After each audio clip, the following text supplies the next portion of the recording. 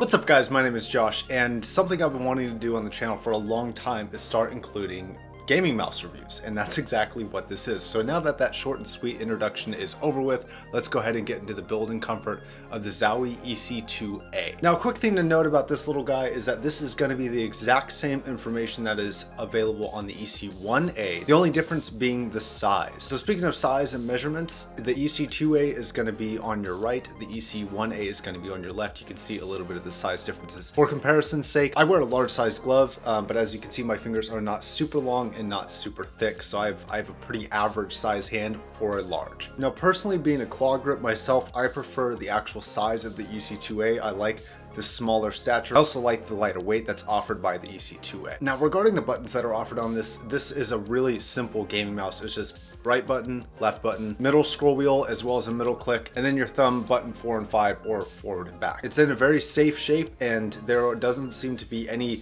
noticeable angles or any sort of weird lines that kind of annoy your fingers over time. For me personally, it's extremely comfortable. In fact, one of the most comfortable right-handed mice that are out there today. If you are left-handed, Zowie also makes an ambidextrous mouse that is somewhat similar to the spec of this, and I'll leave a link for that as well as the EC1-A and the EC2-A down below. Before I get into DPI and all that stuff, I do want to talk about this cable. So this is a rubberized cable. I know a lot of you out there, including myself, prefer braided. Although for a rubber cable, this really isn't that bad. It's very malleable for a rubber cable, and it doesn't seem to get in the way of maneuverability and accuracy. Something that like the Rival 300 by SteelSeries, the cable is so non-pliable that I felt like sometimes it was a little bit of a hindrance to deal with. Now, you can definitely get away with that if you have a mouse bungee, but not everybody has that. So keep that in mind. Rubberized, but it's probably one of the best rubberized cables out there. And then real quick, I actually want to cover the sliding surfaces on the bottom. They are very big, very broad, glides very smoothly over a myriad of different types of mouse mats and desks alike. And in the box that it comes with, you actually do get a replacement pair, which I'm going to need to change out because I've had this mouse for over a year. And now for the DPI options and the polling rate that's offered by this. There are 4 DPI options and 3 polling rate options. Polling rate options can be affected by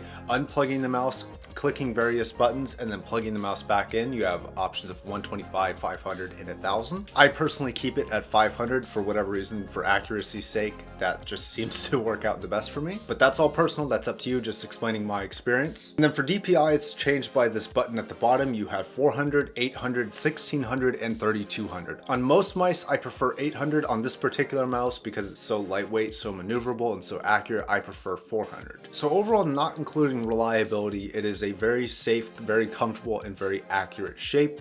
The cable doesn't seem to be a hindrance. The glide feet at the bottom are wonderful and replaceable. Overall, it's really simple and easy to use. Now let's talk about the performance of this mouse. I've used this from everything from Quake to Skyrim to Black Ops 3 to Battlefield 1 to just browsing the internet.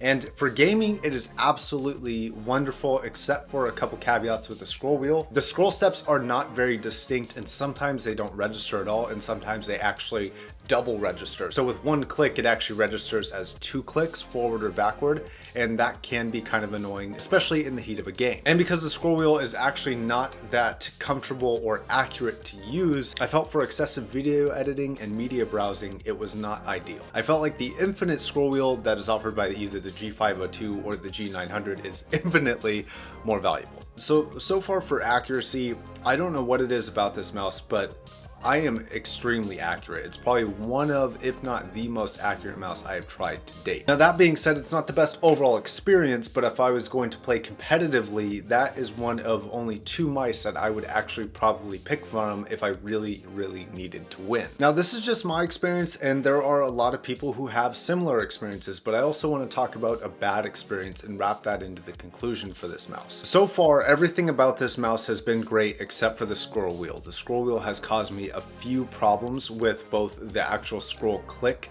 locking and not coming back up, and I have to kind of scroll it and move it over and then click it again for it to come back up, and that issue with the scroll wheel not always registering and not really sounding particularly great either.